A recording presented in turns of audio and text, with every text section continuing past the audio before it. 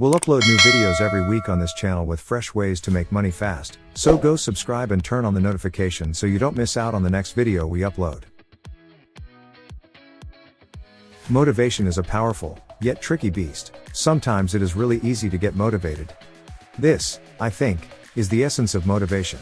Every choice has a price, but when we are motivated, it is easier to bear the inconvenience of action than the pain of remaining the same.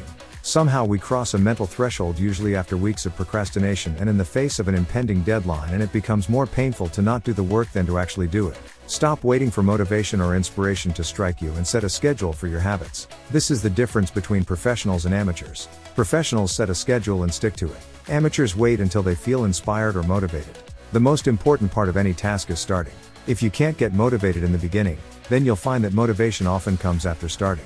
That's why your pregame routine needs to be incredibly easy to start. For more about the importance of getting started, listen to this. Step 2. Your routine should get you moving toward the end goal. A lack of mental motivation is often linked to a lack of physical movement. Just imagine your physical state when you're feeling depressed, bored, or unmotivated. You're not moving very much. Maybe you're slumped over like a blob, slowly melting into the couch. The opposite is also true.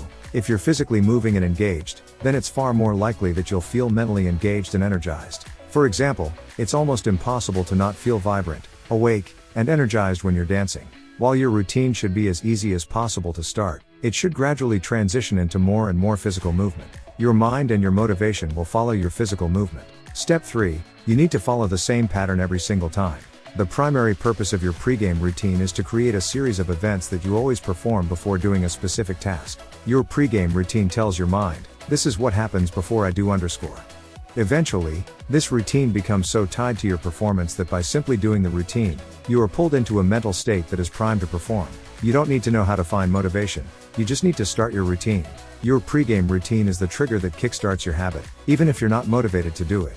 This is important because when you don't feel motivated, it's often too much work to figure out what you should do next. When faced with another decision, you will often decide to just quit. However, the pregame routine solves that problem because you know exactly what to do next. There's no debating or decision making. Imagine you are playing tennis. If you try to play a serious match against a 4-year-old, you will quickly become bored.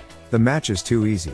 On the opposite end of the spectrum, if you try to play a serious match against a professional tennis player like Roger Federer or Serena Williams, you will find yourself demotivated for a different reason. The match is too difficult. Compare these experiences to playing tennis against someone who is your equal. As the game progresses, you win a few points and you lose a few points. You have a chance of winning the match, but only if you really try. Your focus narrows, distractions fade away, and you find yourself fully invested in the task at hand. The challenge you are facing is just manageable. Victory is not guaranteed, but it is possible.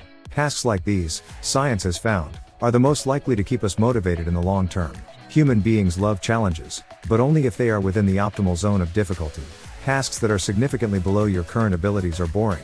Tasks that are significantly beyond your current abilities are discouraging.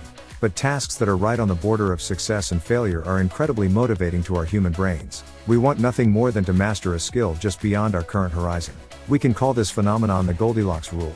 The Goldilocks rule states that humans experience peak motivation when working on tasks that are right on the edge of their current abilities. Not too hard, not too easy, just right. Working on tasks that adhere to the Goldilocks rule is one of the keys to maintaining long-term motivation. If you find yourself feeling unmotivated to work on a task, it is often because it has drifted into an area of boredom or been shoved into an area of great difficulty. You need to find a way to pull your tasks back to the border of your abilities where you feel challenged, but capable.